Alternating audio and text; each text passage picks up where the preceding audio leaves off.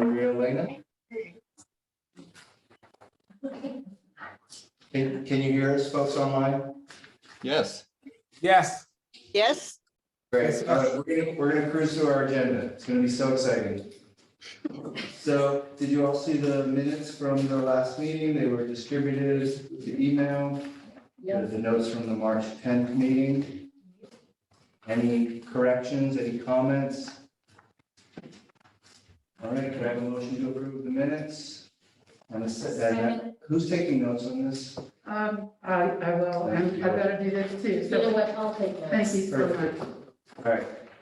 So Susie made the motion, and we have a second from Lisa. All in favor? Aye. Any opposed? Any abstentions? Minutes pass.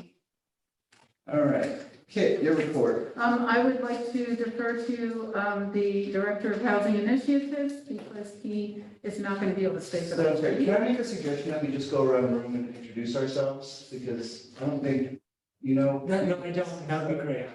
All right, great. My name is Peter Griswold, and this is my second term on the Arts Commission. I'm the Executive Director of the LGBTQ Community Center here in the city. I'm also a county legislator serving a section of the city. That's why you were so. Yeah, same thing. I think we've been on meetings together, Yes. so nice to meet you. Hi, I'm Lisa Kelly. I've been on the commission for about 4 or 5 months now. And I'm the executive director of the Midtown Arts District. Yeah. Nothing more to say. I'm Susie Lynn. I'm the grants manager for Health Alliance, and I've been on the commission since the beginning. I'm Julio Dario, just got on the commission. Okay. Just, I think, a few weeks. Yeah. And I'm the director of the, or co-director of the West Strand Art Gallery on West Strand Street. Like downtown. Folks online, you want to introduce yourselves? Sure. How about Maria Elena first? Oh, thank you, Ward. Hi, I'm Marilena Ferrer. I guess I'm not officially here. No, I am.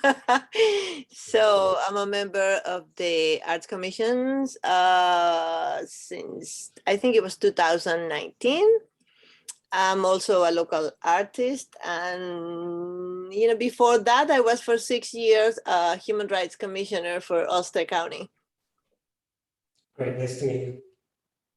Hi, I'm Ward Mintz. I run a foundation that funds exhibitions in fashion and textiles for museums in the Northeast and Mid-Atlantic. And I'm on the chair of the advisory board of the Dorsky Museum at SUNY New Paltz. And I'm involved with the Rear Center down the hill. Okay. Why don't you tell us a little bit about yourself? Let me bring this up. Okay, great. So I am the Director of Housing Initiatives for the City of Kingston. I started in January, a few days after KID, similar to you, at City Hall as well. I'm a graduate of Bard College. As am I. Oh, great. I received my undergraduate and graduate degree there. I graduated in 2012. After graduating, I actually went down to DC to work in an NGO for a few years, but my heart was up here. So I came back to Kingston in 2015 and have been here since. I have a presentation today. I'm going to breeze through it, I promise. I actually have 2 very specific asks for you today as well. So I'm going to. Well, let me just preface Go by ahead. letting everyone know that, our funding and policy as it pertains to housing and zoning. I invited Bartek to look at it, and we had our first meeting, and he had like 5 pages for me. And that's why I just said, why don't you just come and talk to the commissioners? All right, so I think we all know this. We're in a housing crisis, right? Right now in the city of Kingston, which is affecting a lot of people. We know that Kingston is more diverse, has more poverty than the surrounding area. Our housing stock is very old. We've pretty much built no housing in the past 20 years. And so pandemic-related migrations, just the general desirability of the area is all coming to a head right now. It's causing the current crisis that we see. I see this as an opportunity for change. However, it has left us in a particular acute crisis right now. My office is pursuing 3 basic strategies focused on supply, stability, and then also subsidy. So supply is all types of housing everywhere, so market rate and affordable housing. Stability, so protection for those that need it most. An example of that is the good cause eviction that the city of Kingston adopted in early January. And then subsidy, so that is where can we bring public resources to bear for those that are most vulnerable. Housing will be a big beneficiary of the ARPA funding, and a lot of that will go into the subsidy category. I just want to acknowledge that housing policy is part of the Arts and Culture Master Plan. I bolded number 4 and number 5 because they are the most pressing right now in terms of what the office is working on. And that is the new form-based code that is currently in development. A draft of that zoning code will be released in the next few weeks. It will go through an intensive public outreach and public input process. And I hope that it will be adopted in the fall. I have more to say on that, but I'll stop right there. So I'm just going to briefly discuss some of the things that I'm working on right now. The first is the disposition of city properties. So the city owns a number of vacant and occupied parcels throughout the city. I'm actually looking at, how can the city sell those properties to encourage the development of housing, and especially affordable housing. I think the number 1 parcel that was on my target list on day 1 was 615 Broadway. So I don't know how familiar you are, but it's right on Broadway, next to the mobile station. It's a very large parcel. It could potentially support dozens of housing units. It's also in a very interesting and strategic location. So I just want to let you know Megan is really familiar with it because of the Pauline Oliveira's deep space, the deep listening space that was designated. And so we did a lot of walkthroughs and conversations. Not everybody, but a lot of people here, just so you know. So we've got an investment in that property as well. So we released an RFP, or I should say a request basically for expressions of interest for this property. And we did receive 2 responses. In addition to affordable housing, there's obviously the existing listening space. And one of the requirements is that that listening space has to be incorporated somehow within the development site plan. It can be, we said it can be moved, but it has to be there. And ideally it would be enhanced in some way. So that is one goal that I have, in addition to just the housing component, when I'm thinking about the evaluation committee. I should say KIT is also on the evaluation committee. I am curious, given what you know about the space, and given that this is at the heart, if you will, of the Midtown Arts District, what else you could potentially see for this property?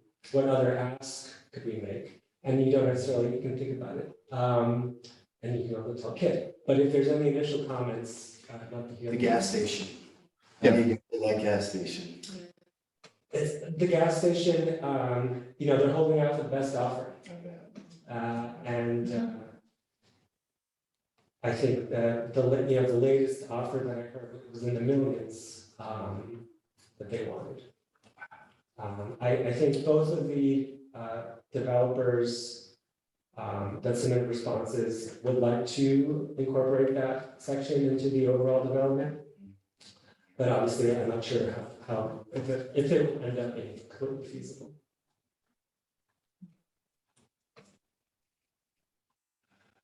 Any other thoughts on I that? have a question. Just for the benefit of my commissioners, what is the running definition of affordable housing? So, it's a very good question. So technically, the definition is no more than 30% of a household's monthly income, basically. That would make it affordable. So if I'm paying less than 30% or less on housing costs, the unit that I'm living in is affordable. Okay. Thank you. I can talk about that, I think. So 615 Broadway is something that you'll see a lot about. There is an evaluation committee within City Hall that will be making the selection. There will obviously also be a public process once the developer is selected and we begin to think about the development itself, right? But if there's any other considerations that we should have, in terms of just the site as a whole and how it fits into, the broader arts and culture of the area, I'm very open to suggestions. May I ask a question? Yes. Has the city, would the city ever consider, for example, we have a feeling that there's interest in both properties, both the gas station property and this property, then it becomes a much more attractive site. Would the city ever consider purchasing the mobile station site and then selling both properties to a developer? Or to a nonprofit that does development, and you know what that is. Yeah, the asking price, I think, is quite high for the gas station, so I'm not sure about the feasibility of that. I think, it was in the millions last I heard. Certainly if the city isn't involved, maybe there's some negotiation that can happen. But the two developers that did submit responses, they are willing to just work on the 615 Broadway site and not necessarily combine the gas station. If that makes sense. Oh, it does make sense, but we had heard unofficially that Kevin O'Connor thought that if both sites were combined, they would become much more interested. Yeah. And they're not, they're not commercial developers, of course, but they have had an amazing impact on the city. Yeah, definitely. I think we'll see. I think the developers that did submit responses, I'll just say they, are committed to an affordable housing component on the site, and also committed to enhancing the listening plaza. So I think I'm confident in the proposals that we received, and the city will also support the developer that ends up being selected in trying to find a way to purchase the mobile. Thank you. Is the, when is the deadline for proposals? So deadline has passed. Oh, it has. Yes. So the committee, the evaluation committee at City Hall will be meeting next few weeks to make a selection. How many units are projected to? Approximately 100. Whoa, How many units? Approximately 100. It's possible. like a high-rise kind of?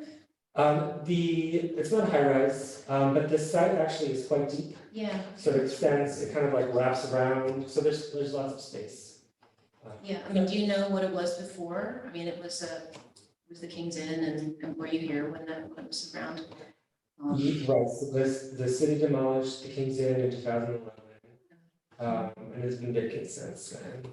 Yeah, no, I'm aware. And sadly. But it was poor, it was very, I mean, it was a really bad environment. It was a really, Yeah, it really was a degraded building and it was just not a place for Yeah. living, even though it was affordable, you know what I mean? Like I think the general consensus that I've had from conversations about this location is that, recognizing that was taking place in that site and to never let that happen again. yeah, Just in the name of, like making it a sustainable, healthy place. And which is why I think, a lot of people were really rallied around preserving the green space, to be like that anchor point to making that change for that property. Yeah. And I mean, from a lot of conversations I've had and from my perspective with working with Matt is,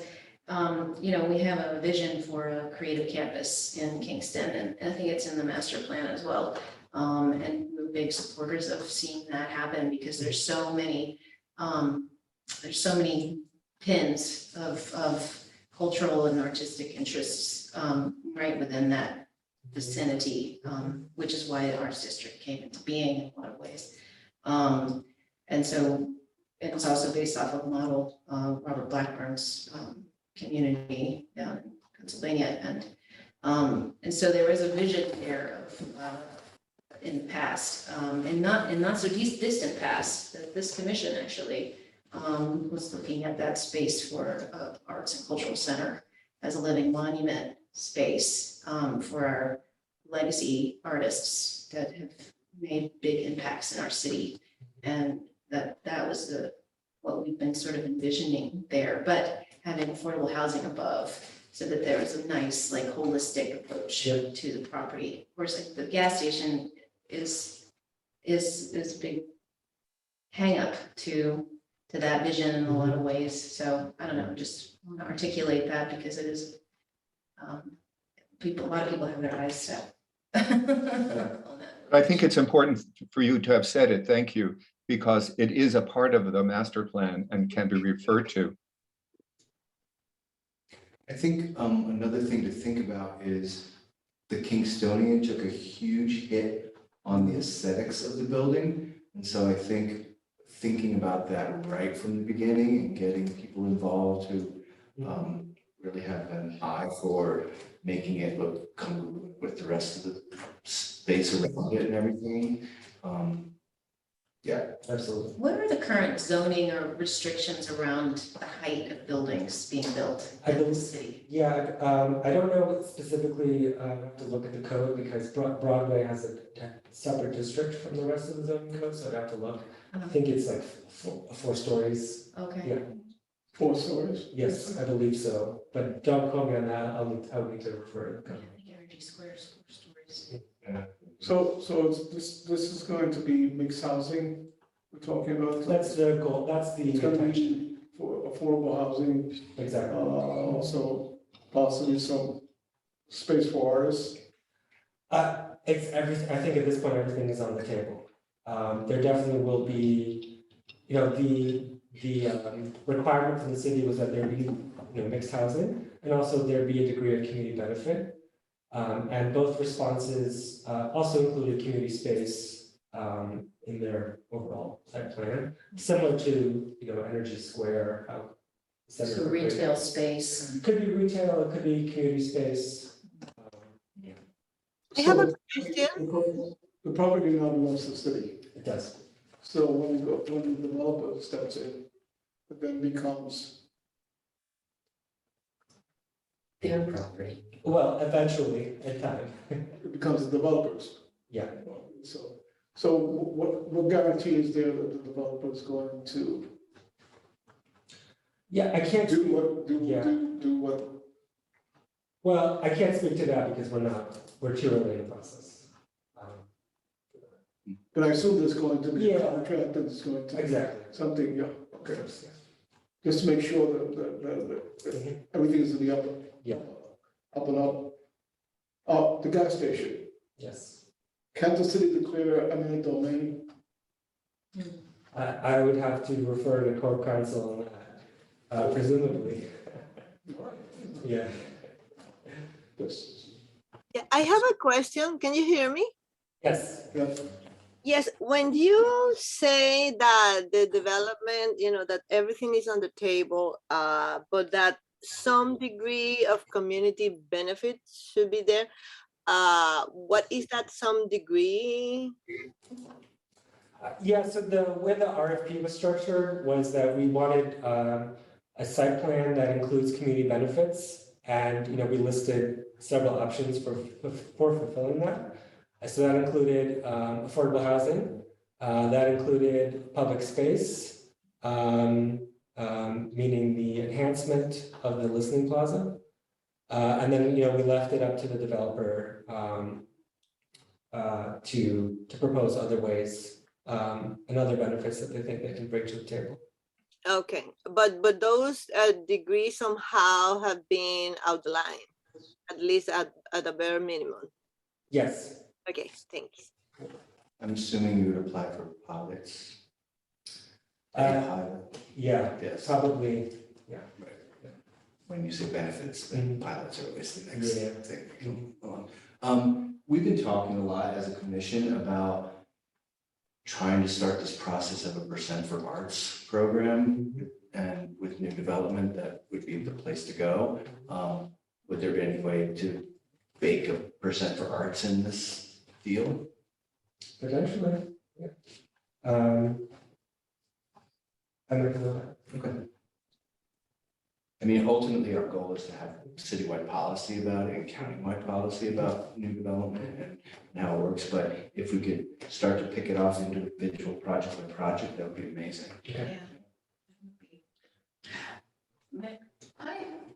This is totally Greek to me, so I'm not, I'm just going to go ahead and ask a question, and if it sounds dumb, I'm good with it. When the city sells this to the developer on the condition, say, I'm focused on the deep listening space right now, and it's like, that is part of the bid, correct? Julio just asked a question, where is the guarantee that they would hold a space for the deep listening space long-standing? Could there be something written in the sale agreements that they would have to, or they would breach the agreement and all bets? I mean, how does that work? I'm not qualified to. Okay. I'll say one thing about pilots. So if they are gonna apply for a pilot and they put forth certain public benefits, this could be one of those public benefits, an open space kind of thing. And if they renege on that, then the pilot could get withdrawn. And that's a lot of money that they wouldn't want to waste. So I don't know if that's fact, but that's a scenario. But it's not an in perpetuity kind of thing, though, is it? Every pilot is structured totally differently, so, often it has to do with employment and guaranteeing X numbers of employees at the space, and it's over a certain number of years, so, I don't know if I've never dug into a pilot deep enough, like I'm thinking of the Kingstonian, was that considered a public benefit to have that outdoor plaza space that I don't actually know if that was baked into the pilot or not, but it'd be interesting to pursue that. I'm just curious, one last thing. Do you have any understanding of the challenges of that property? Because there was an RFP before, maybe like 5 years ago. I mean, there's been like this attempt. Yeah. Hi. Your child wanted you? Yes, Okay. is he okay? Yeah, I was just checking because we didn't know anybody was here. Oh, okay, yeah, we closed the door. Yeah, is it okay if he's in here? Because he's, You may want to leave it open well, because we're closed. Yes, we can leave it open, thank you. Okay, thanks. okay, thank you. Right. Playing Fortnite and, anyway, sorry, I'm not putting that on the public record. My child playing Fortnite. Yeah, like, are you aware of like the challenges of that, of the RFP in the past? Yeah, the responses received a couple years ago were not qualified, Oh, okay, and they weren't, visionary, the aesthetics were wrong. okay, The level of community benefits wasn't there. yeah, I think, the responses right now that we received are, much better. okay. Yes. And, the site is, we've already completed, the city has already completed an environmental assessment. Phase 1, phase 2, it's pretty much shoveling. Oh, that's right. Okay. There's always challenges, but Yeah. at least for now, it's a good site. Okay. All right, I'm just gonna breeze through the rest here because I'm running out of time. You wanna know, we're building tiny homes on 2 city-owned properties. This is another project where the aesthetics are really important. I'd actually love, some partnership with the local artist on something on these sites. I planted a bug into kids' ear on this actually in January, but I'm very open to that. I'm gonna breeze through this. All right, so rezoning. Zombie house next door to mine. Yeah, so there are, there's scattered throughout the city. The city hired a housing lawyer specific for my department. And one of their initiatives is to look at zombie properties. How does that related to land bank? Is it? Well, somewhat, the properties that are under this category are bank foreclosed, where the land bank takes on Oh. municipal foreclosures. Gotcha. And the municipal foreclosures are in some ways easy because, all right, the city owns them. The bank foreclosures, it's, a company in Florida, doesn't care. Do you have any idea how many vacant properties there are in Kingston? In terms of bank foreclosures, I think officially registered, it's around 800, 80. Oh, 80, Yes. 800. There's our housing problem. Yeah. So these properties are essentially abandoned, or They're stuck in the foreclosure process. So, the bank has no incentive really to move it through the process. And so sometimes you get. are any of those properties seized by the city for back taxes? No, not these. No. And the one next to me is owned by someone, and he just doesn't do anything with it. Oh, so it's not a bank foreclosure. No, it's falling down. Abandoned. It is, it's abandoned, and In that case, I he's a was, contractor. is building safety on citing them? Oh, yeah, you can't, I mean, the porch is falling down. All right, last item that I want to just briefly review is the rezoning.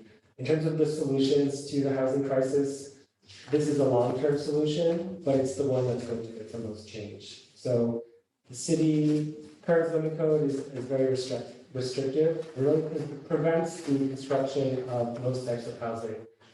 We're in a very hot market, and you might notice, there's virtually little housing construction going on, right?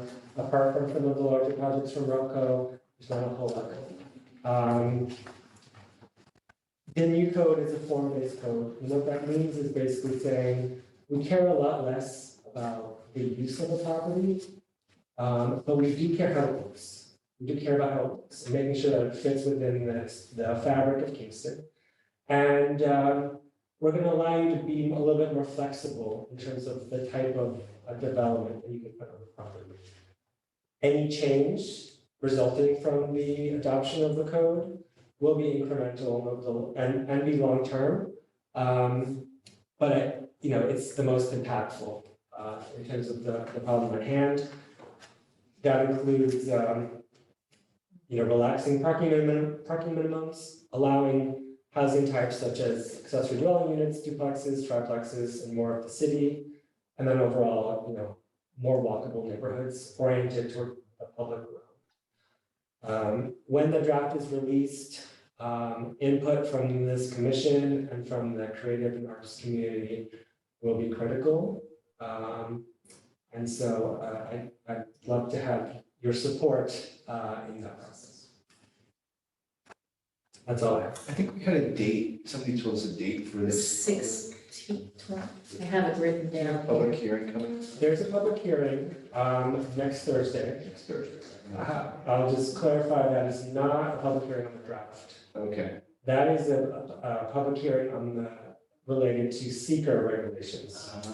So it's has to do with the environmental side. Got So it's on a very, very small part of the okay. code. When the draft is released, which will be in a few weeks, there will be a series of public hearings and ways to contribute, which I'm sure you'll hear about. Will you let us know, actually? So, Okay, great. That sounds. I have a comment of Bart. Have you read the arts master plan for the city? I have, yes. That, I'd say not in great detail, but. I wonder if in your presentation, now that it's in draft form, you could take quote, aspects of the master plan in your draft, in your presentation to give our master plan more heft, more meaning. As you know, that when you're talking about affordable housing, artists, you know, it's as they say in the master plan for the arts of the city of Kingston, comma, quote, it would be very helpful for Yeah, definitely. the master plan's goals. Noted. Okay, noted, thank you. Yeah, that's good. All right, unless there's any more questions, gonna move it along. Thank you so much for your presentation. Thank you, I appreciate it. Thanks for your time, great to meet you all. Thank you. Bartek, you're doing such an amazing job. Thank you. I mean, he just hit the ground running. I feel for him because there's quite a bit of a load that just came down crashing on him immediately as soon as he started. He's So a it's part, really- right? That's what it's all about. Throw you in the deep end and say, Thank you. Now you're leaving me alone, so I hope I'll be okay without you. You're good. Kit, you want to continue on with your directors? I will. I put a lot, and forgive me for long reports, but as I must say that, looking at this whole plan, there's sometimes that I become stressed. I get a feeling of overwhelm. And I feel like the commission joins me in that feeling of overwhelm because this is a great big piece. So I'm just sort of looking at the low-hanging fruit, but I'm also responding to a lot of calls that are coming in. Some of the calls, and this is not on my report, but I really wanted to bring it because I don't know how to answer these calls. Calls from artists who have a work of art that they would like to place on city property, and they're asking me if they can. We had another call from a potential buyer of a home in the city of Kingston, and she's upset about an unfinished mural across the street from this property. This all goes to public art policy, I believe.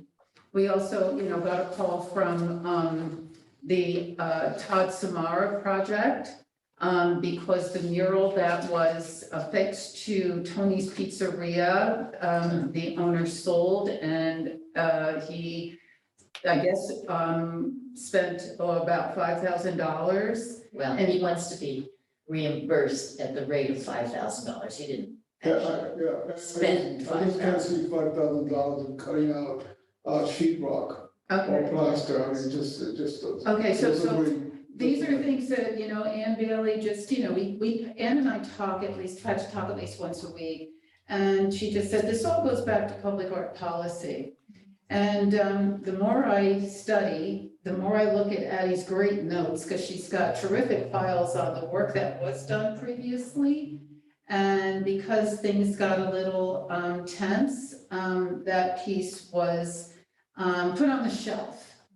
And I'm encouraging everyone to put it back on the shelf. The mayor has some ideas, perhaps the mayor can visit a meeting, not soon, but over the summer maybe, and maybe, just discuss it. Because I think I see it in the master plan that this is ours. And I think that we would be remiss if we, because of the tension, that was, came about, we would be missing so many opportunities. So I'm gonna just leave it there, and leave it up to the commission, because it's certainly up to you. I will breeze through my report too quickly, because I know that there's a lot, and I would love to hear about the retreat. Creative attractions, these are the kind of calls that are coming in, and I'm loving them. Because some of them are newcomers, or people who, like Linda Law from the Hologram Museum, who has been Yeah, who knew? a second homeowner, but she is so, in love with the area that she is about to be a only homeowner here, and she would like to move her museum, and she's looking for space. And what she's saying to me is that she's kind of really thrown off her chair with the, spaces that she's looking at and the rent rates that she's being quoted. Astronomical. So let's please help her because she's already in the, along with the Center for Photography Woodstock, she's already working or looking to work and talking to Frank Waters with My Kingston Kids and his virtual reality programming and what have you. And Frank is just having so much fun with these newcomers. So I very much love to have someone like her aboard. What's her name again? Linda Law. Yeah. Yeah, she's amazing, and she'll be bringing her fans with her here if we can help her. We also are welcoming Colburn Bell of the Crypto Art Museum, who bought the church on Fitch Street, and he's also buying the house behind it. His intention is to open it up for residencies. The downstairs is gorgeous. I had a little quick tour because he was on his way to Europe, but he'll be back soon and he would love for the commissioners to visit.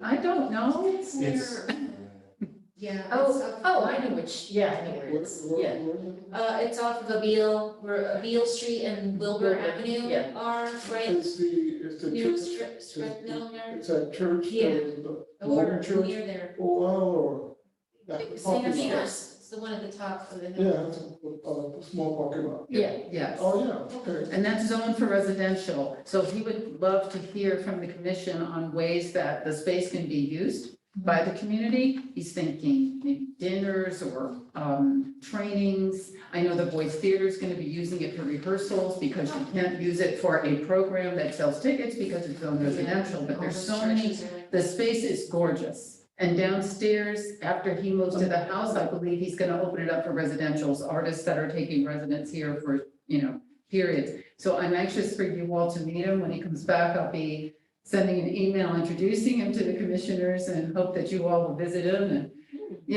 see what you can come up with. Yeah, I was wondering who was gonna buy that church. Yeah.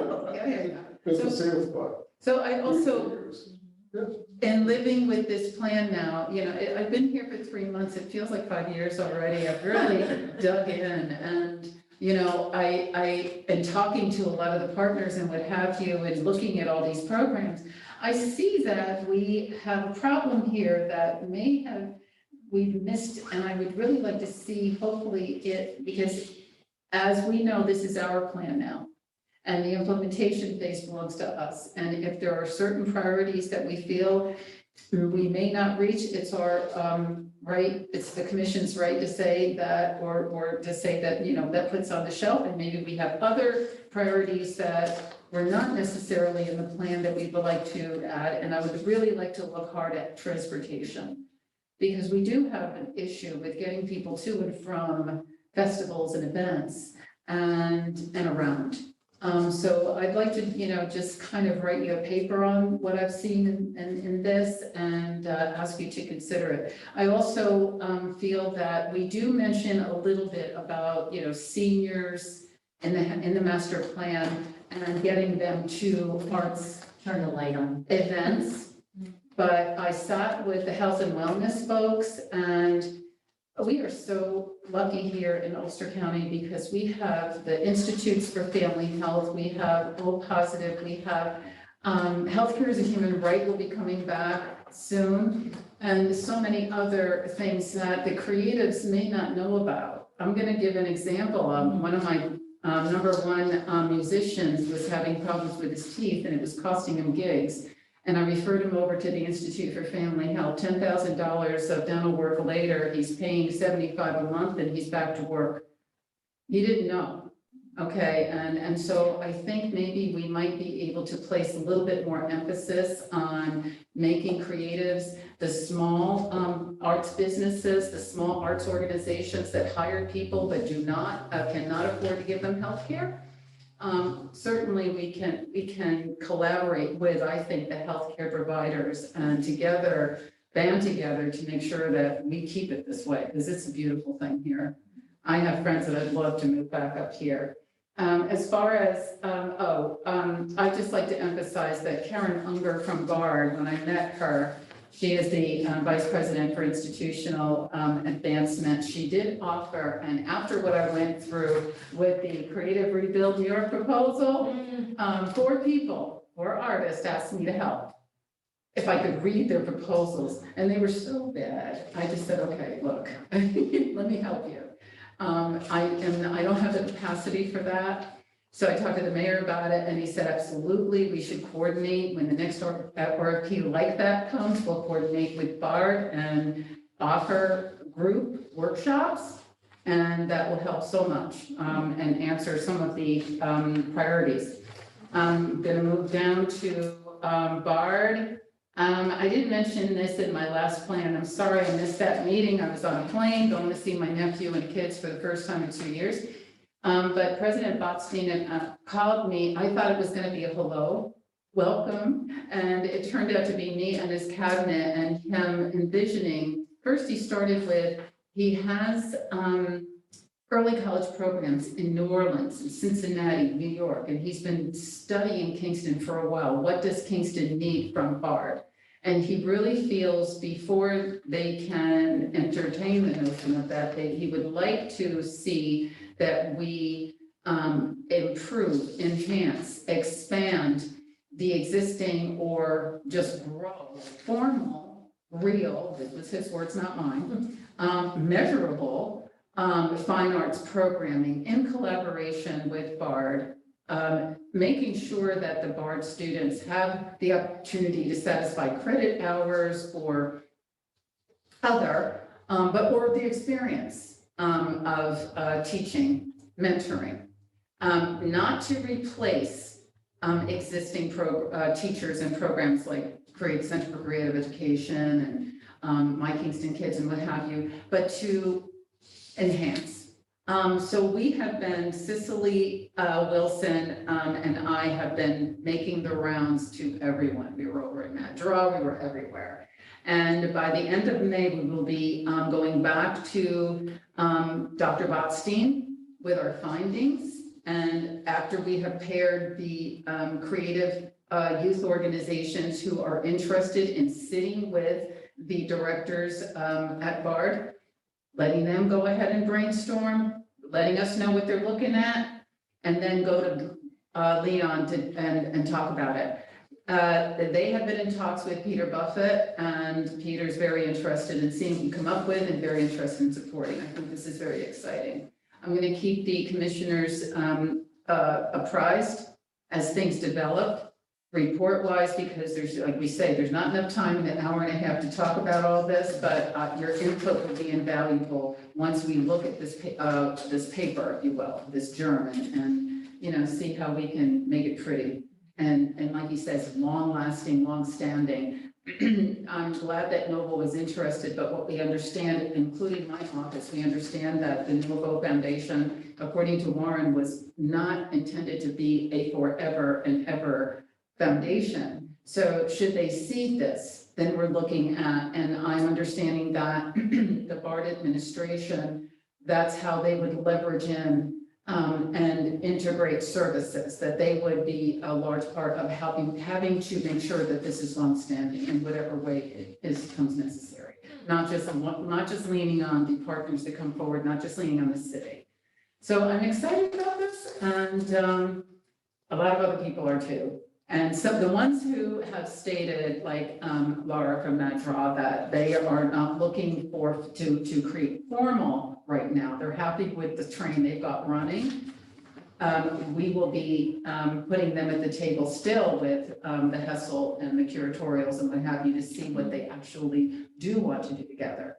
There's a lot of great opportunities. So, this formal is not being thrust down anybody's throat. It's an opportunity for those who are already on that train. And with those like Mad Draw and the Rear Center and others, this is an opportunity to sit with the directors there and LGBTQ and see what we do together with those groups that are not going to be doing after school training. So I'm excited about it. I love how you say Mad Draw. It sounds like Mad Draw.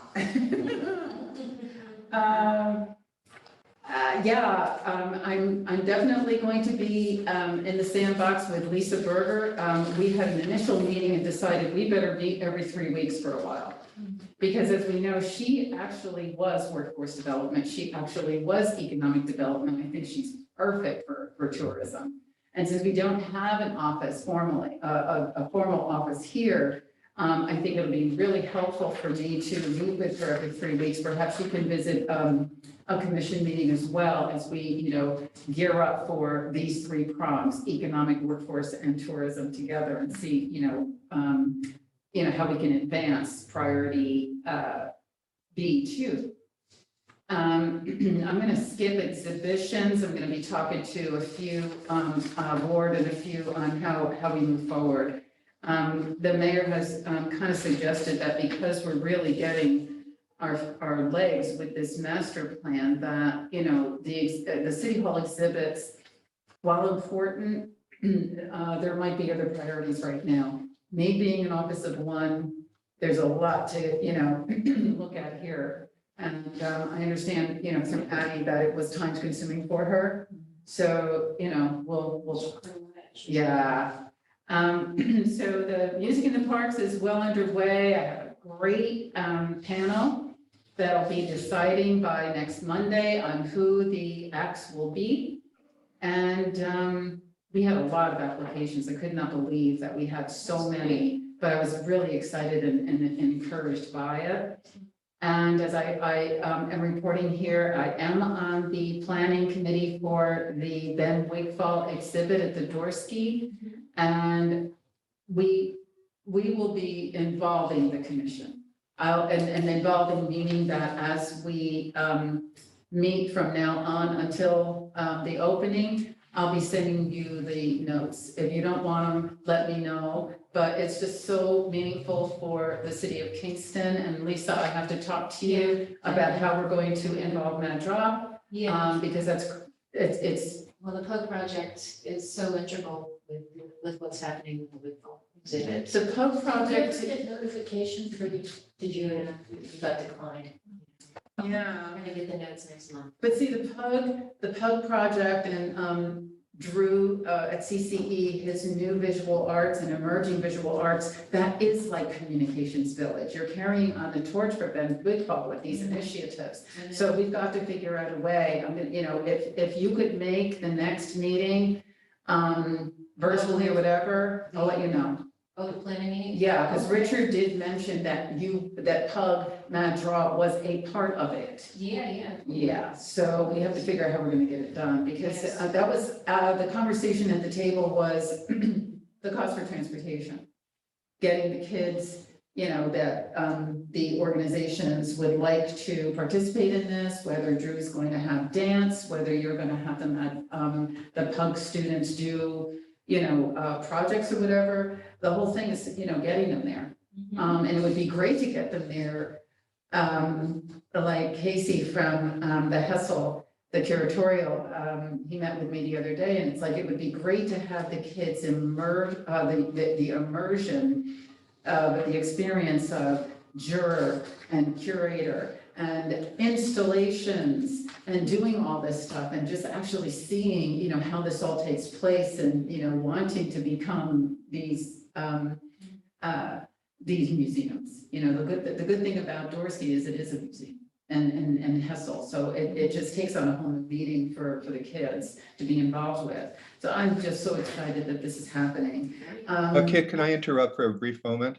I think Yes. one of the basic things about the Wigfall show, and I don't know if anyone has discussed it or has any plan for this, is how to get people there to the Dorsky Museum to see this amazing show that a distinguished board professor is doing. What are the transportation possibilities? Because not every kid, in Kingston has a car. Yes. No question. Well, that's why, when I started this report, I said, could we please put transportation up there as a priority? Because exactly what you just said, Ward. Can I say something? Pardon? Can I say something on that regard? Because I was precisely going to ask you, Keith, in your report, when you're asking for a modification, in the priority C strategy number 7, we are talking precisely about accessibility. Transportation is part of accessibility. And one of the potential partners that we included there was the economic development offices from the county. And eventually it was included the UCAT here. I don't know why it's not in the copy, but it's going into that area, because definitely, yes, we know that transportation is a challenge in the county in general, and to bring people from Kingston to the Dorsey, definitely we need to support somehow that thing. And also in regard to the access to affordable healthcare, we also have in the strategy number 6 some sort of partnership or collaboration with Live Well Kingston, that I think that you are attending with Emily the meetings, and all that information is there, and I see that more as a collaboration in sharing information, that we including access to affordable healthcare, because that's another kind of worm that we already have like enough in our plate.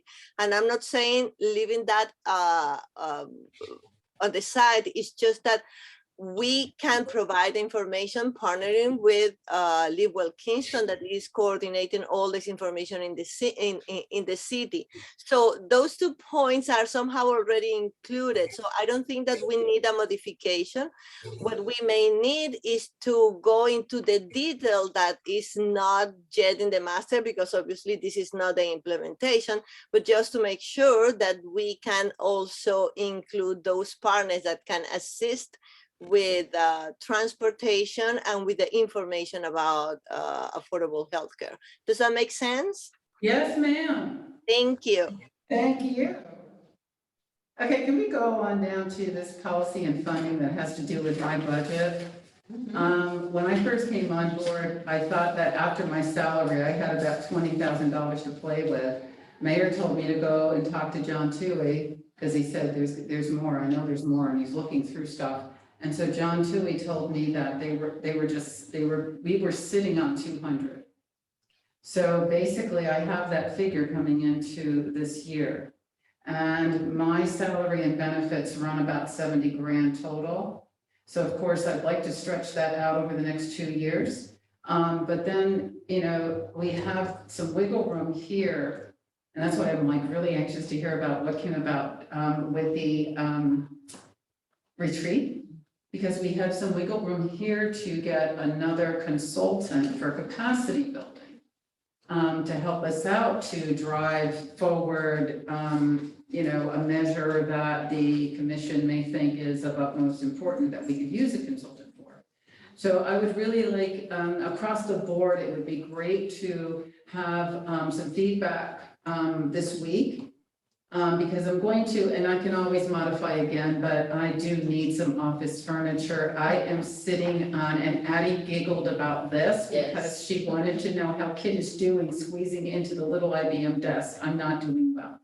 So I do need to buy some furniture, and it'll take, if I can submit the modification now, the mayor says that I can start using this by June. So if you can just. So furniture has come out of your budget? Yes, sir.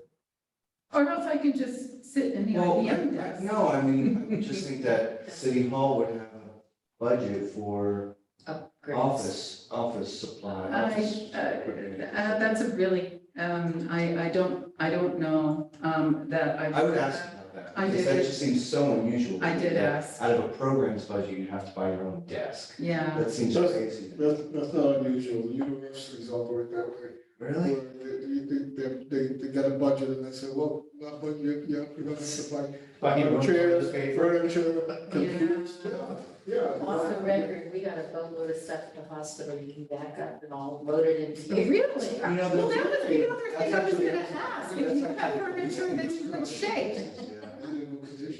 No, it's not. Oh, yeah, the stuff is in beautiful condition. There's empty offices all over Mary's ads. Can I come over? Let me Check check on with it. someone, yeah. Because that's the other thing I was gonna toss out, because when I was at the county, I needed a bookshelf. And I just put it out there and I got a call from a gentleman who was, moving and he was giving away everything. So I got a great bookshelf, I got a great office chair. So rather than spend my budget, if there's people that know of people who have furniture or I need a desk and I have a bad back and this thing is readjusting my back. The chair I'm sitting in right now, it's not working out very well. So, Yeah, I'll check. thank you. Sure. There was a trolley service. Back, I think 2016. Yeah. From downtown to uptown. During the first Saturday. Yeah. Yeah, that Oh, was and very, it started long before I know, but I 2016. only moved in Yeah. 2016. So I was wondering, I mean, that's a way of having people visit different parts, different art organizations. Could we do something, Are we back to transportation? yes, They just changed the channel. they like the transportation, but the trolley must be somewhere, Could you write me? right? It must be somewhere. They actually had two trolleys. Yeah. I remember riding on it. But it's, I'm glad that Marielina, because I haven't memorized this whole plan, and when I scanned it, what I did was a search, like find the word, and I really didn't see a whole lot there, and I just feel like these are two critical elements. I wonder if we could do a pilot with the trolley for like the first Saturday. Did somebody just say this for Saturday? Yeah, it could be just one. Did you say it just a second? Well, that's what we used it Okay. for. It's like- We used it for first Saturday and we used it for the biennial. Yeah, it's a great idea, just to say, hey, look at how many, and somebody actually clicking along saying, look how many riders you have on this. Well, and what was interesting is, Nancy Donskoy did a photo exhibition that was in the trolley. Oh, that's cool. And, it was, That's a good it idea. was very, obviously it was budget. Why it got cut, but I don't even know if the trolleys still exist. Can I go back to your budget for a second? So I'm a little confused on the actual numbers. So is Novo an annual renewal to what amount? And then what's this 293,000? Is Well, that, that's a total of what I have available this year, because we were sitting on, right, so we had Addie's approved budget right. coming in, but then there was this. But what you said just before was that you wanted to spread it over 2 years Mhm. with your salary and everything like that. So I guess It's what a I'm saying, two-year is- application. It's not, that's what I'm trying to figure out. I have to go back to Novo, because we are just looking at where we're at right now, and this is where John Toohey said I was at, and it just knocked me off my chair. I thought I was. Right, but I guess what I'm trying to understand is this, why do you have to spread this over 2 years? Well, because this year, Novo only offered 75 grand. So they offered, I'm not sure, I'm still trying to find out, the annual grants that Novo, provided to us. But this year 75, I also, For your department? for my department, it was only 75. And so I thought I was starting out with 70 something for my salary and benefits, and then. So here's what I would dig down, I'm sorry. Okay, go, Looking up please, this guy. So please. I would want to understand what the annual renewal is from Novo, or what you expect it to be. And then try and figure out, okay, if you've got this $300,000, is that a one-off thing that, yes, you have to spread over years? You know what I mean? I think. It's not, you know how flexible Novo is. They're not saying that, we have to spread this. I have to go back to them and let them know, because we have to report something. And I have to go back to them and say, we were sitting on $200,000 of your money. May I use it for this, that, the other? And I can't anticipate that every year they're gonna just give us money. This year they came in at 75. The original allocation was 200,000. Right. And then they renewed it after the second year for another 200,000.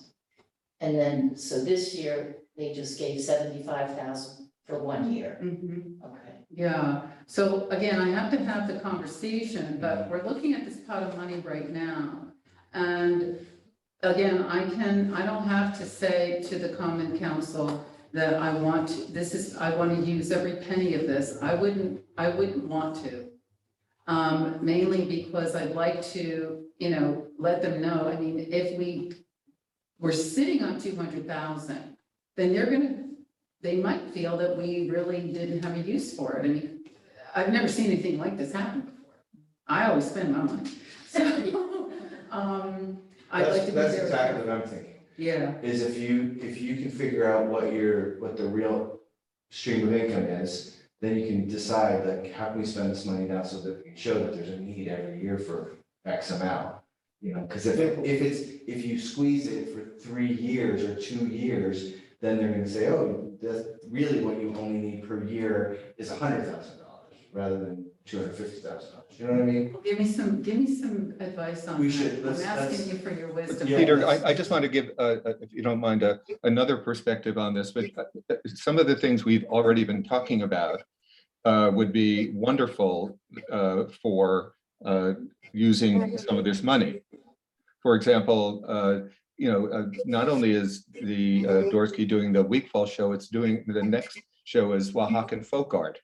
And that the largest community of Mexicans in Kingston are Oaxacan, but they don't know where how to get there or what to do. So I mean, to imagine having a community coordinator, to imagine having some support for transportation would be incredible.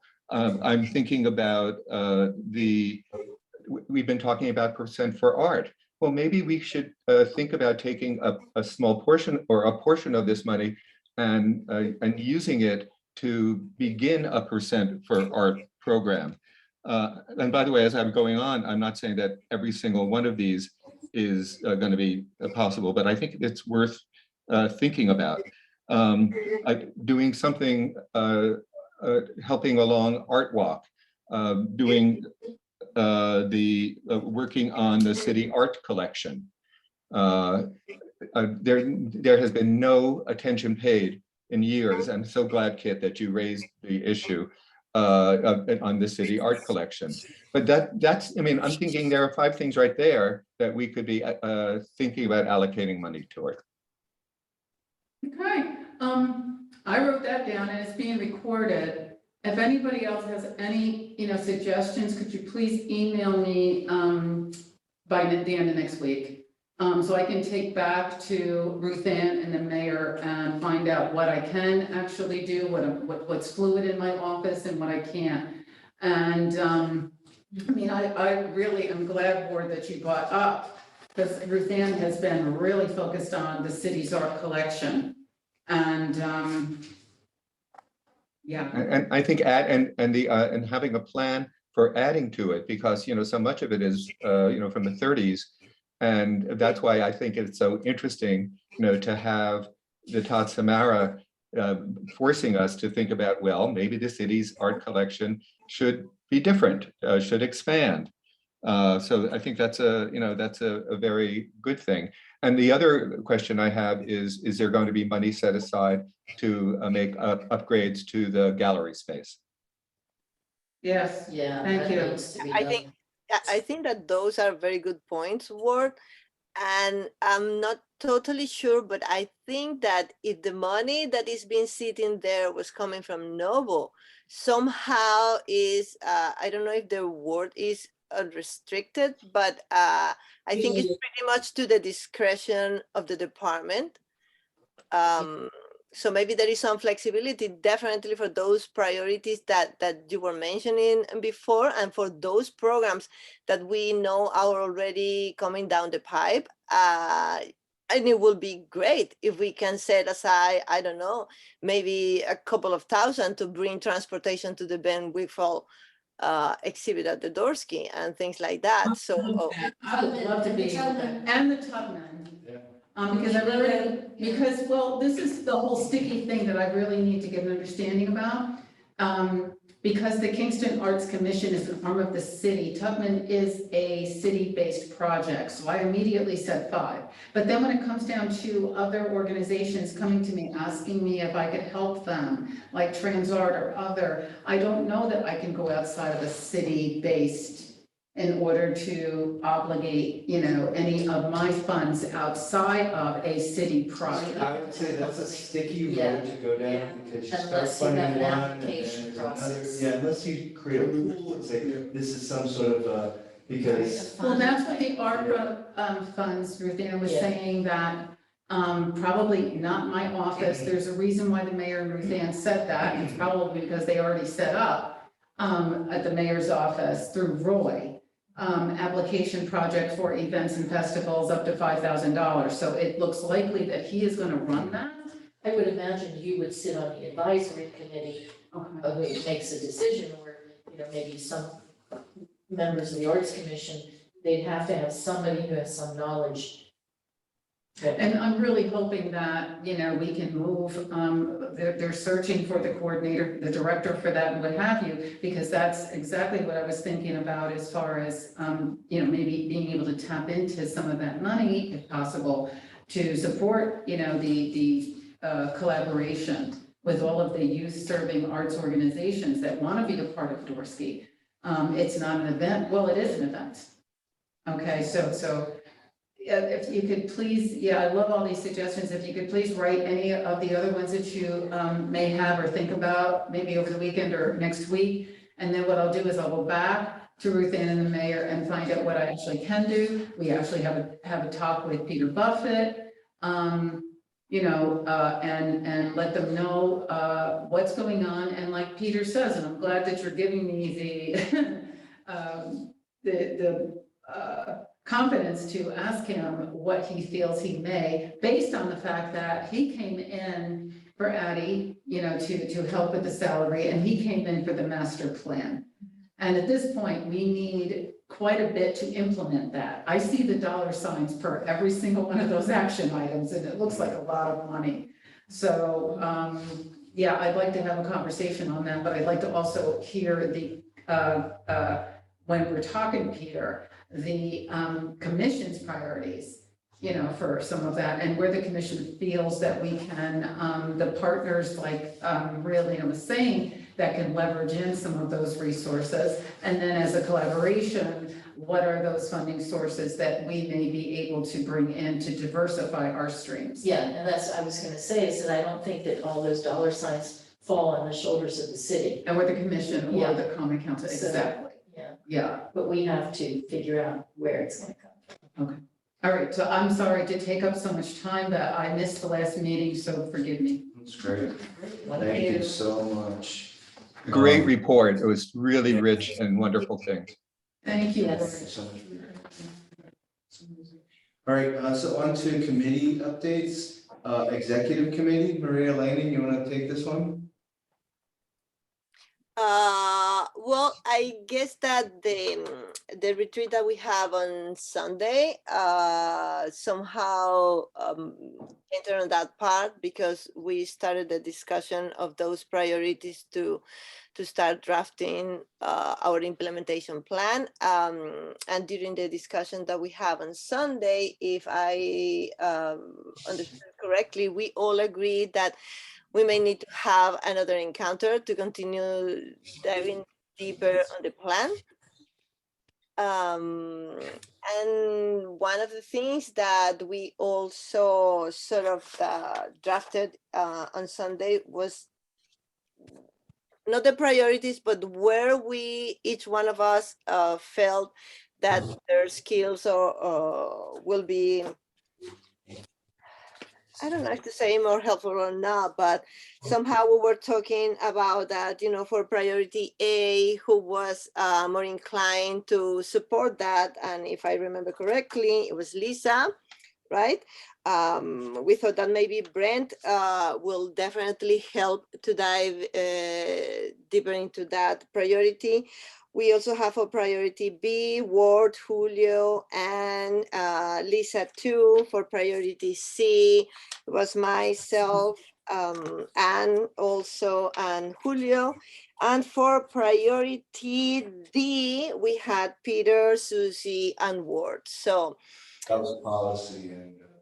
yes, for the policy. So I'm expecting that for the next time that we can get together for a couple of hours to continue on this, we can start drafting those implementation steps and set those first, what do you call, Kid, the low hanging fruit. So yeah, so we can start our first step. We were also talking about a timeline that eventually we can decide, we can set that for our short-term goals will be by the end of this year, maybe a little bit into 2023. And then on a more midterm will be by 24. And I'm not sure if we definitely had in the master plan a deadline, but I see that this master plan could cover the next 5 to 10 years. So that's another thing that once we start drafting this first step, we can set those timelines more specifically and start running with it. Can I add one thing also? Sure. We did discuss that we have one opening on the Yes. commission. And so Maria Elena sent me a couple applications and Word sent me one, and I'm going to compile them and put them back into that spreadsheet that we had, which was sort of the assessment spreadsheet. And then we were all decided that we want to kind of move on this pretty quickly. So Yeah, I think the mayor said something about it may be illegal to leave an opening this long, so. we're on it. So I didn't think it was that long. Yeah, I think, Peter, that, you know, once you have that information, we can also set another executive session to discuss that briefly. And then Right. we can send our recommendation to the mayor, you know, as soon as we can. Yeah. Perfect. That sounds great. All right, Maria Elena, do you want to talk about DEIA? Yeah, I have a pending meeting with Kid. That is my fault because I've been very, very busy, but we were having some conversations that also Kid has included in her report in regard to diversity and now that we mentioned transportation that goes directly to the accessibility, I think that we can also talk a little bit more about that. It's Okay, just that I frankly haven't had the time. So hopefully next week, Kid, I'm gonna have a catch up with you.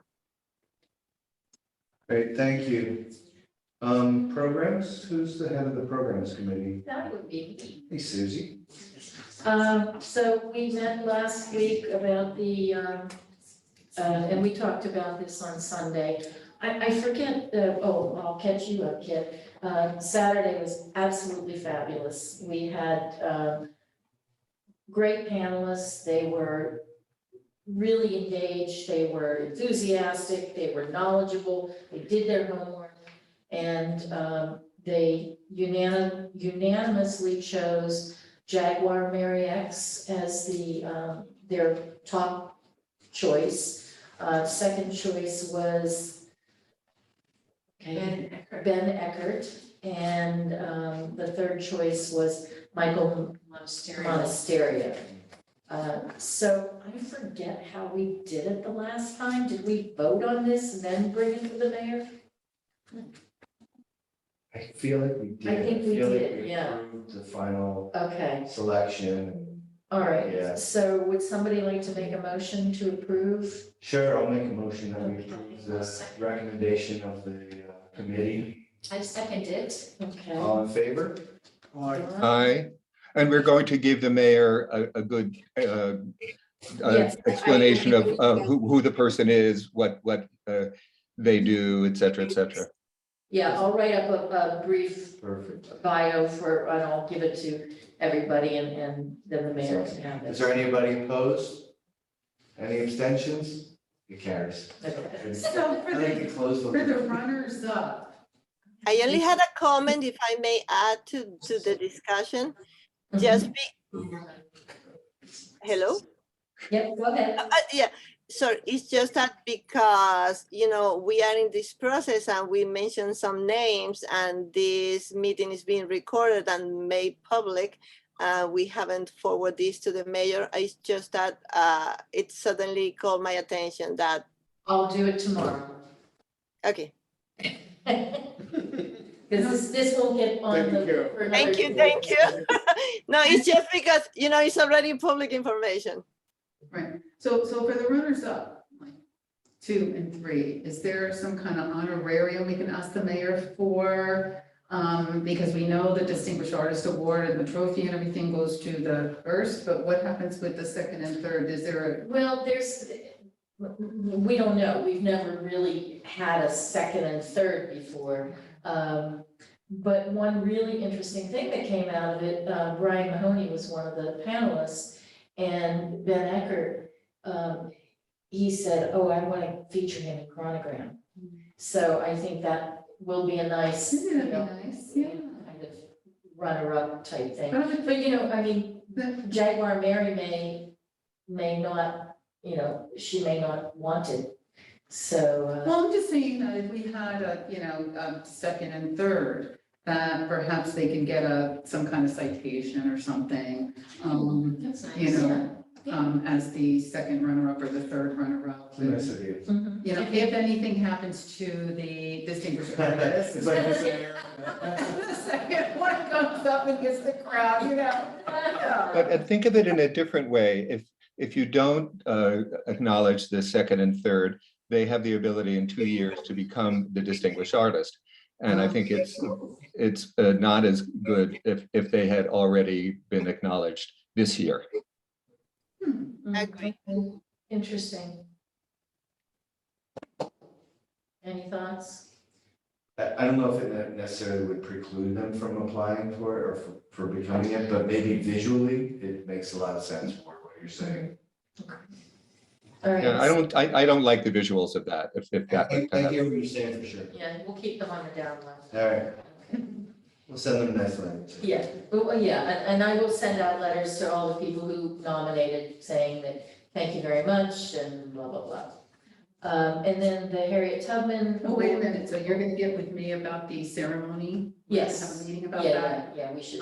Because if you want me to reserve anything else, I gotta do it. I don't think so. Where do you have the food, downstairs? Downstairs, Okay, yeah, all right, so I'll let Elisa know. okay. Okay. So we'll talk Yeah. next week. Okay. All right, and, so Maria Elena or Kit, or do you want me to present this to the mayor?